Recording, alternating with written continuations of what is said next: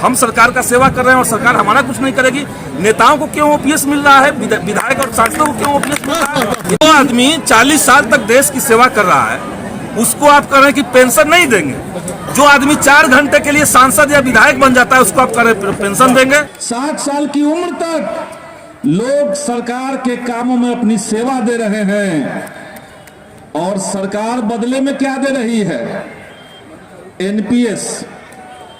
NPS कोई new pension scheme नहीं है, ये भाजपा की तरफ से लाया हुआ नो पेंशन स्कीम है और हम लोग बिना पेंशन के रहने वाले नहीं हैं। कहा जा रहा है साथियों कि देश के ऊपर आर्थिक बोझ बढ़ेगा, लेकिन हकीकत क्या है कि आज तमाम केंद्रीय कर्मचारियों के पैसे से जो 10% की कटौती हो रही है उस पैसे को केंद्र सरकार जो है वो बड़े बड़े अमीरों को बिजनेस करने के लिए दे रही है। पैसा आपका कट रहा है लेकिन उस पैसे का फायदा आपको नहीं मिल रहा है।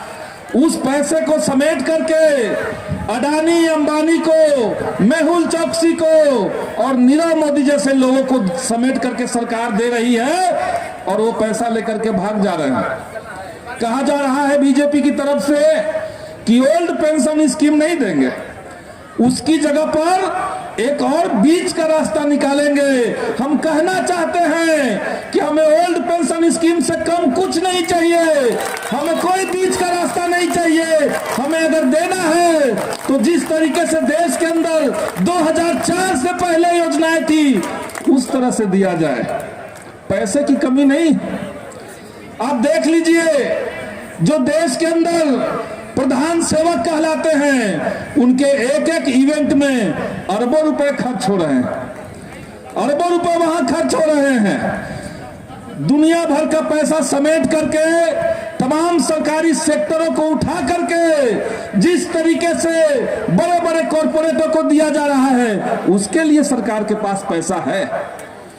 जिस तरीके से अरबों रुपए कॉर्पोरेट टैक्स में छूट दिए जा रहे हैं उसके लिए पैसा है, लेकिन हमारे श्रम की कमाई 60 साल की उम्र तक हमने जो खून पसीना दिया उसके बाद हमारी जिम्मेवारी लेने के लिए सरकार तैयार नहीं।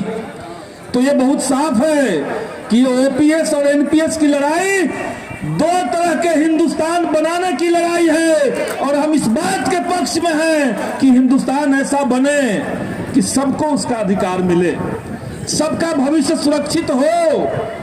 अगर कोई व्यक्ति समझ लीजिए कि 60 साल तक अपनी सेवा देता है और हमने सुना है कि ये जो एनपीएस है इसमें 40,000 के वेतन वाले कर्मचारियों को 900 रुपए पेंशन मिल रहा है और इसीलिए हमने कहा था कि ये एनपीएस जो है वो नो पेंशन स्कीम है। और लाया किसने था? लाया था अटल बिहारी वाजपेयी ने। और बड़ा जोर से लोग कहते हैं, भाजपा के लोग फैलाते हैं कि बड़ा बढ़िया काम करते थे अटल बिहारी वाजपेयी।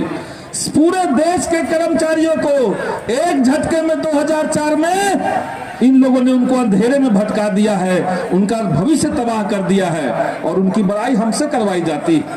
इसलिए आज के समय में ये ऐलान करने का वक्त आ गया है कि हिंदुस्तान के अंदर वही राज करेगा जो देश भर के कर्मचारियों को पुरानी पेंशन स्कीम बहाल कर दे। उसके अलावा हम लोग सबको खारिज कर देंगे।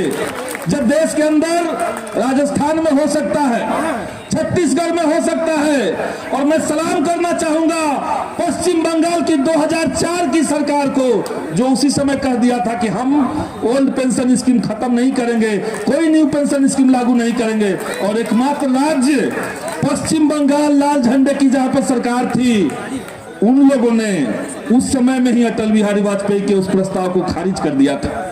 आज भी कई राज्यों में चल रहा है। हम बिहार सरकार से मांग करते हैं कि जिस तरीके से राजस्थान में, हिमाचल प्रदेश में, छत्तीसगढ़ में लागू हुआ पुरानी पेंशन उस तरीके से बिहार में भी लागू हो और केंद्र सरकार के ऊपर दबाव बनाया जाए कि लाखों लोगों का लूट इस तरीके से नहीं चल सकता है।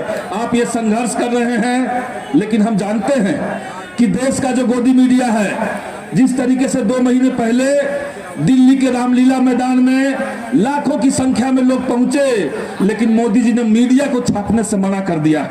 लेकिन ये बिहार है, यहाँ के तमाम मीडिया आपकी बात को ऊपर तक ले जाएंगे। मैं मीडिया के भी तमाम बंधुओं से कहना चाहता हूँ कि ये जो जरूरी मांग है, ये जो अनिवार्य संघर्ष है, इस संघर्ष को गली गली तक पहुंचाइए, ताकि जो बहरे लोग ऊपर बैठे हुए हैं उनकी कानों तक हमारी गूंज पहुंचे। नेताओं को क्यों ओपीएस मिल रहा है, विधायक और सांसदों को क्यों ओपीएस मिल रहा है, ये तो हम लोग सवाल कर रहे हैं। सुशील मोदी जी क्यों ले रहे हैं? जो आदमी 40 साल तक देश की सेवा कर रहा है उसको आप कह रहे हैं कि पेंशन नहीं देंगे।